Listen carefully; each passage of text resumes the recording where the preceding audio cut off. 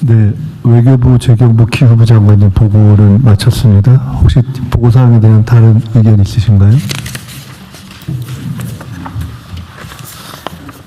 제가 한 가지만 말씀드렸어요. 아까 대통령님 전쟁 상황에 있는 데서 귀국 의사가 있는데 못 따라오는 분이 없냐고 여쭤보셨는데 장관님께서 프로세스 과정 중에 있는 경우는 있는데 의사 표명을 한 경우는 없다 이렇게 말씀하셨지 않습니까? 근데 국민들께서 그러신데 제가 기운지는 모르겠지만은 실제 상황에서는 조금 그렇게 단순하지 않은 미묘한 경우가 있을 수 있을 것 같습니다. 예를 들어 지금 상황이 발생해서 정부에서 권유를 했고 이미 상당히 귀국을 했는데 남아 계신 경우는 삶의 터전이나 이런 것 때문에 이럴까 저럴까 고민해서 남아있는 경우가 대부분의 경우인데 희망을 받거나 또는 정부에서 권유를 하는데 실제 귀국하지 않으면 안 되는 위험한 상황이 막상 급히 발생을 하면은 그때는 희망을 표시해도 사실은 바로 돌아오지 못하는 상황이 실제 발생할 수 있고 그때 의사표명의 문제, 통지의 문제, 그다음에 귀국의 문제들이 다 상당히 어려울 수 있어서 그런 부분에 대해서 그때그때 국민이 바뀔 때마다 상당히 선제적으로 통지도 해주시고 선제적으로 확인도 해주시고 지속적으로 체크하는 과정이 좀 필요할 것 같다. 그런 미묘한 상황이 있다는 걸 좀 이해해 주시고 외교부에서 좀 이걸 조금 더 민감하게 대응을 해 주셨으면 좋겠다는 생각이 있고요. 다음은 현안 토의로 넘어가겠습니다. 토의 안건은 2027년 국민주권정부 예산 편성 방향입니다. 실제 편성부터 예산 편성 방향을 포함해서 실제 편성까지 이재명 정부, 주권정부가 기획하는 첫 예산이자 기획예산처가 신설된 이후에 처음 편성되는 예산이 이번 2027년 예산안입니다. 그래서 오늘 국무회의 토의를 거쳐서 내년 예산 편성 방향에 지방 주도 성장 등 우리 정부의 국정 패러다임을 충실히 반영하려고 하고 있습니다. 그 기조를 기획예산처 차관께서 발제해 주시기 바랍니다. 예, 2027년 국민주권정부 예산 편성 방향에 대해서 간략하게 보고 올리겠습니다. 당장 중동 전쟁에 따른 상황 변화에 빈틈없이 대응하는 것이 화급한 과제인 게 사실입니다. 하지만 이에 덧붙여 내년 예산을 단단하고 치밀하게 준비하는 일 또한 소홀히 할 수 없는 일인 것 같습니다. 먼저 27년 예산안의 의미입니다. 27년 예산안은 총리께서 말씀 주신 것처럼 통상적인 예년의 예산과 달리 각별한 의미가 있는 예산입니다. 27년은 이재명 정부 출범 3년 차입니다. 적극 재정을 통해 국정 성과를 본격적으로 증명해야 되는 시기입니다. 이재명 정부 5대 성장 패러다임 대전환에 대해서 신년사를 통해서 대통령님께서 말씀을 주셨는데요. 지방주도 성장, 모두의 성장, 안전기반, 문화가 이끄는 성장, 평화 뒷받침으로 새로운 시대를 구현하고 국민이 체감할 수 있는 대한민국 대도약을 위해 충분한 재정 투자가 필요한 시점입니다. 두 번째로 현 정부가 처음으로 온전하게 예산 편성 전 과정을 주관하는 진정한 국민주권 예산이라고 볼 수 있겠습니다. 1월부터 편성 작업에 조기 착수하여 선제적 전략적 재원 배분을 준비 중에 있고 철저하게 성과에 기반한 선택과 집중을 통해 투자 우선순위를 조정해야 합니다. 그리고 국민, 시민사회, 지방정부 참여를 확대하고 폭넓은 의견을 적극적으로 반영해야 됩니다. 마지막으로 기획예산처가 출범 후 마련하는 첫 번째 본예산으로 구조개혁 지원에 역점을 두겠습니다. 여기서 얘기하는 구조개혁이란 AI 대전환, 저출생 등 인구 구조 변화, 탄소 중립, 양극화, 지방 소멸에 포커스를 둔다는 얘기고요. 이재명 정부는 당면한 경기 대응뿐만 아니라 이러한 구조적인 문제에 대해서도 해결의 돌파구를 만들어야 합니다. 기획예산처는 다른 부처와 적극적으로 협업해서 기획과 예산의 연계를 통해 우리 사회가 직면한 방금 말씀드린 5대 구조적 요인에 대해서도 돌파구를 만들 수 있도록 하겠습니다. 그 다음으로 27년도 예산안 편성 지침의 주요한 특징이 되겠습니다. 이재명 정부 지향과 같이 국정과제, 문제인식을 예산안 요구 단계부터 일관성 있게 반영해야 합니다. 지방우대, 이익공유 등과 같은 국정 이념뿐만 아니라 대통령님께서 지시 말씀 주신 내용들을 예산 편성 지침의 투자 중점에 상세하게 포함했습니다. 그리고 다음으로 의무 지출인지 재량 지출인지, 사업비인지 경상비인지, 한시 사업인지 계속 사업인지, 금액이 큰 사업인지 금액이 적은 사업인지에 관계없이 모든 사업을 지출구조조정 대상에 포함하고 지출구조조정 기준 및 결과는 투명하게 국민들한테 공개될 것입니다. 아울러 민간 참여를 확대하는 프로세스 개편도 병행하여 역대 유례 없는 지출구조조정을 추진합니다. 의무지출도 예외가 아닙니다. 의무지출도 처음으로 감축 목표를 설정하고 입법조치 계획 등도 마련해야 합니다. 다음으로는 기존에는 학계, 연구기관 중심으로 의견 수렴을 해왔습니다. 하지만 더 나아가야 합니다. 최초로 시민단체 의견을 공식적으로 청취하고 일반 국민과 지방정부와 소통도 강화해야 합니다. 예산 편성뿐만 아니라 예비타당성 조사제도, 민간투자, 성과평가 등 재정운영 전반을 혁신하겠습니다. 다음 페이지입니다. 예산안 편성 지침의 주요 내용입니다. 첫 번째로는 재정기조 관련하여서는 전략적 재원 배분에 기반하여 적극적으로 재정을 운영하겠습니다. 우리 경제의 대전환 대도약을 뒷받침하고 국민 성과를 국민이 체감할 수 있도록 적극 재정 기조를 유지합니다. 다른 한편으로 재정의 지속 가능성 또한 확보하기 위해서 성과와 참여를 통한 수요자 중심의 재정 혁신과 함께 적재적소, 불효불급 원칙에 따른 전략적인 재원 배분을 추진합니다. 두 번째로는 투자 중점 관련하여서는 성장 동력 확충, 구조개혁 지원 등 4대 분야에 집중적으로 투자합니다. 먼저 성장 패러다임 전환과 관련하여서는 AX 본격 추진, 첨단 전략산업 집중 육성뿐만 아니라 탄소 중립 투자 확대, 문화가 이끄는 매력적인 성장도 중요한 성장 이슈로 다루어져야 합니다. 두 번째로는 지방주도 성장입니다. 이 앞전 국무회의에서 말씀드린 것처럼 지방주도 성장으로 대전환합니다.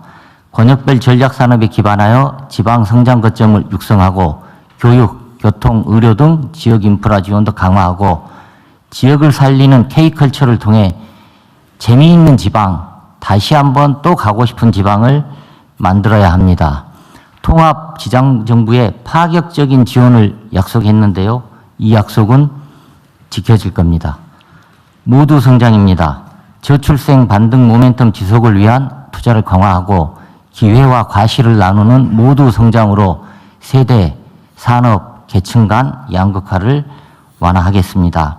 종래해오던 창업 생태계 활성화, 청년층 회복, 경험, 성장 지원을 강화할 뿐만 아니라 저출생 대응, 사회 연대 경제를 통한 포용적 사회 통합도 빼놓을 수 없습니다.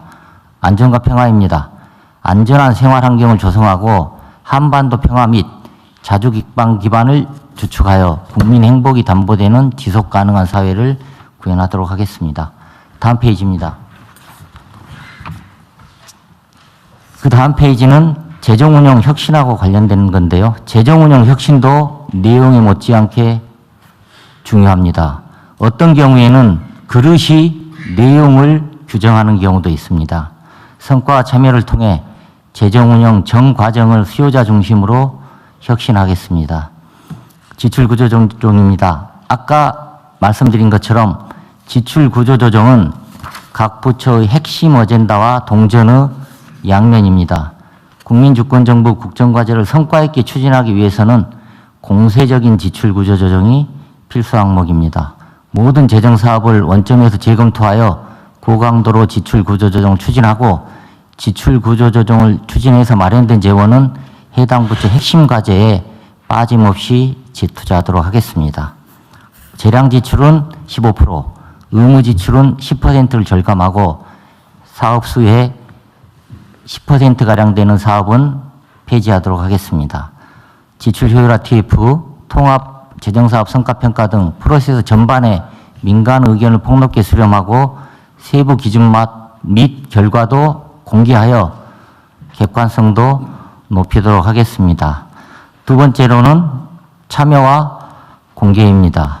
국민참여제도를 재정운영 전 과정에 적극적으로 활용하고 사업설명자료, 예산 내역, 결산 내역, 재정사업에 대한 평가 결과, 그리고 예비비 사용 내역도 분기별로 공개하는 등 재정정보 공개 수준을 획기적으로 확대하도록 하겠습니다. 재정장도 예산안 편성지침 수립 과정에서 처음으로 시민단체의 의견을 공식적으로 청취한 바 있습니다. 각 부처에서도 예산 요구안을 마련하는 과정에서 현장 방문 등 청취하신 국민 의견을 예산 요구서에 꼼꼼하게 반영해 주십시오. 그 다음으로는 지방의대입니다. 지방의대와 관련된 내용에 대해서는 지난주 국무회의에 상세하게 보고 드린 바가 있습니다. 보고 드린 대로 수도권에서 먼 지역일수록 지방주대원 측을 본격적으로 적용하고 초광역 개정도 신설하고 포괄보조도 계속 확대하도록 하겠습니다. 빼놓을 수 없는 게 공정한 재정입니다. 첫 번째로는 수익자 부담 원칙입니다. 출국 납부금 등 부담금도 정상화하고 박물관, 고금 입장료 등도 현실화하도록 하겠습니다. 두 번째로는 수혜 기업에 대한 이익 공유를 강화하는 겁니다. 정부 정책적인 지원에 의해서 혜택을 받은 기업은 일부 상생기여금을 부담해서 좀 더 많은 기업, 애로를 겪고 있는 기업에 대해서 지원될 수 있도록 하고요. 서민금융안정기금 같은 경우도 정책 수혜를 받고 있는 금융회사들이 십시일반 부담해서 서민금융에도 활력이 돌도록 하겠습니다. 체납관리단도 확대 운영해야 됩니다. 이미 납부하기로 한 세금이나 세외 수입이 더 이상 지체되고 체납되는 일은 막아야 할 것 같습니다. 보조금도 예외가 아닙니다.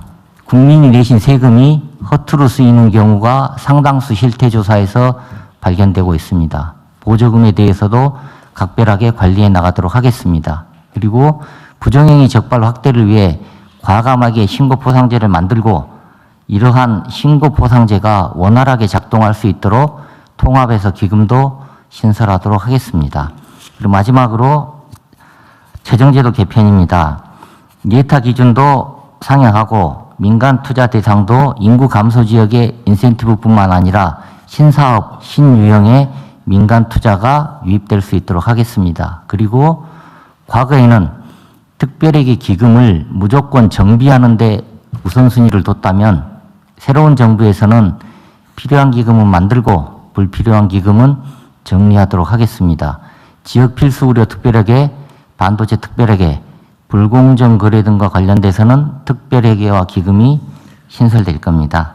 그 다음 향후 일정입니다. 오늘 국무회의에서 토론해 주시면 논의 결과를 반영해서 다음 주 3월 30일 국무회의에서 최종 의결하도록 하겠습니다. 그리고 지금 배포해드린 27년 예산안 편성 지침을 바탕으로 각 부처에서는 투자 중점과 지출 효율화 방안을 구체화하여 4월 말이나 5월 초쯤에 개최될 수 있는 국가재정전략회의에서 구체적으로 논의될 수 있도록 하겠습니다. 그리고 각 부처 장관님들께 두 가지만 부탁 말씀 올리도록 하겠습니다.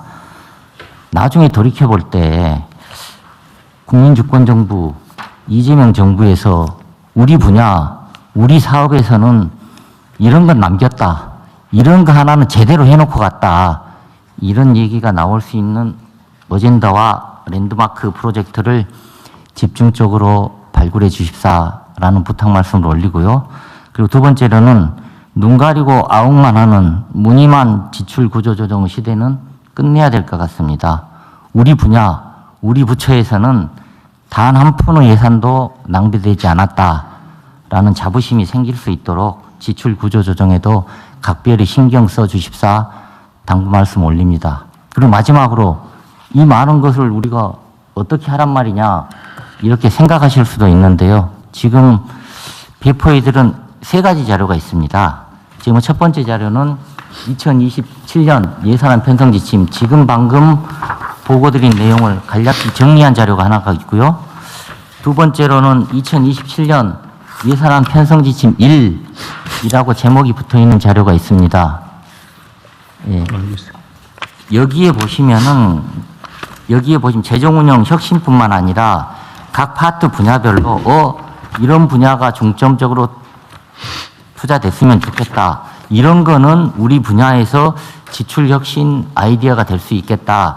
그런 내용들이 망라돼 있습니다. 그래서 각 부처 장관님들께서 새로운 아이디어를 발굴하시고 지출 구조 조정 내용을 구체화하시는데 도움이 될 수 있을 거라고 생각하고요.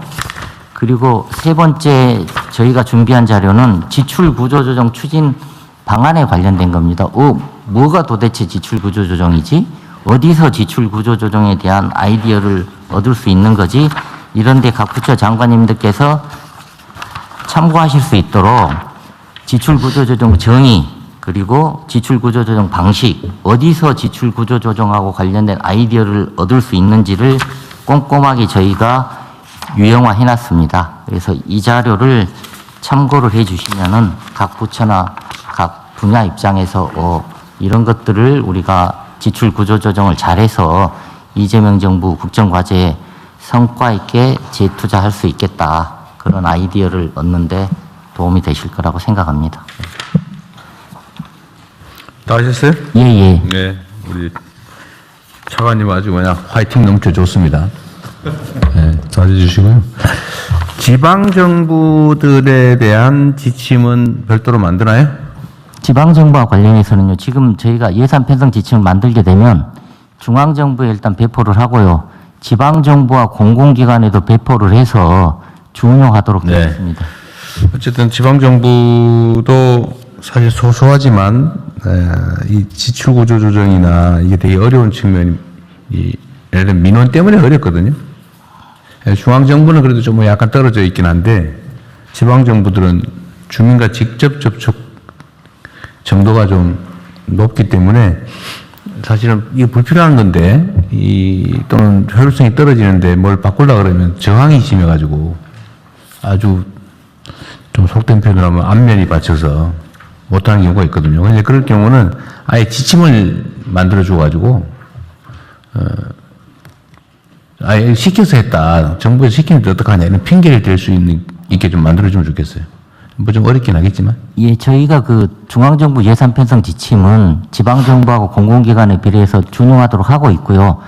지방정부의 예산 운영하고 관련해서는 행정안전부에서 별도로 계략적인 지침을 만들도록 되어 있습니다. 그러니까 좀 발굴을 좀 해야 된다는 거죠. 뭐 의례적으로 하는 거는 맨날 했던 거니까.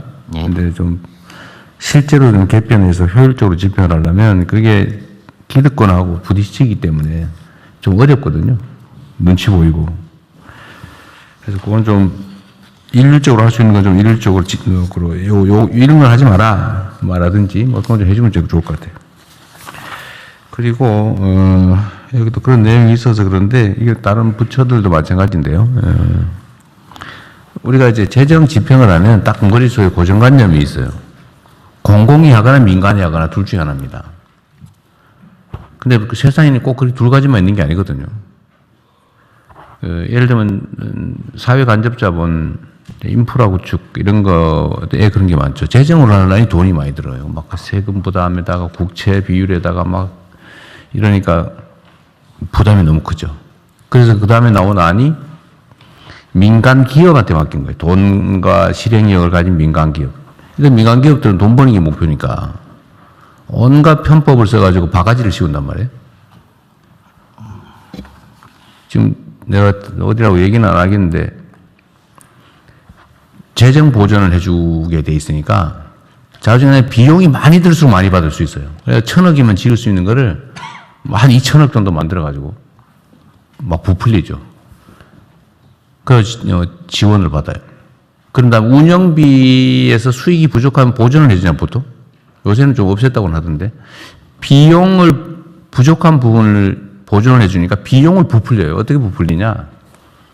자회사를 하나 만든 다음에 자기가 여기다 투자를 한 다음에 여기서 돈을 빌리는데 이자가 옛날에 40%씩 받고 말이에요. 요즘도 25%씩 받는 것 같더라고요. 20%, 25%씩. 지금 저 복지부 산하에도 그런 데 있어요. 그런 걸 또 연금이 인수를 해서 또 수익률이 높으니까. 이게 완전히 저는 이게 국민들 상대로 도둑질하는 거라고 생각되는데. 근데 이런 방식으로 한단 말이에요. 돈 버는 게 돈이 막이니까요. 그래서 꼭 그 두 가지밖에 없냐. 그럼 재정 부족하면 못하고 민간에 맡기니 그런 욕심을 부리고 부정부패 저지른다. 부당행위 한다. 그럼 어떡하냐. 중간 형태도 있는 거죠. 민간의 효율과 공공성이라고 하는 걸 결합한 제3섹터라고 하는 민간 합동 방식도 얼마든지 있는 거죠. 제가 이런 거 하다 뭐 한번 엄청난 욕도 먹었지만. 어쨌든 그 중간 형태도 좀 권장을 해가지고 민간의 효율성, 공공의 공익성 이걸 결합한 방식도 얼마든지 있다. 그럼 돈 안 들고 할 수 있거든요. 그리고 확실히 돈이 남는 거는 민간 기업보다는 국민들 일반에게 기회를 공공의 시민들한테 줄 수도 있다는 거죠. 예를 들면 제가 전에도 한번 얘기했지만 송전망, 송배전망 인프라 구축에 한전이 돈이 없어 못한다 지금 그러고 있잖아요. 나 그거 황당하더라고요. 민간에 맡기면 또 문제가 생길 것 같으니까. 시민들한테 투자 기회를 주고 일종의 수익 보장을 해주고 거기에 맞게 요금 책정을 하면 아주 안전한 사업이잖아요. 그 시민들은 투자할 데 없어가지고 지금 난리인데. 그러니까 이건 시민들과 제3섹터를 만들 수도 있는 거죠. 이렇게 좀 다양하게 좀 하면 좋겠고 특히 인프라 구축 관련해서는 이 제3섹터 방식들을 좀 더 적극적으로 각 부처가 발굴해 주면 좋겠습니다. 그래야 좀 일이 될 것 같아요.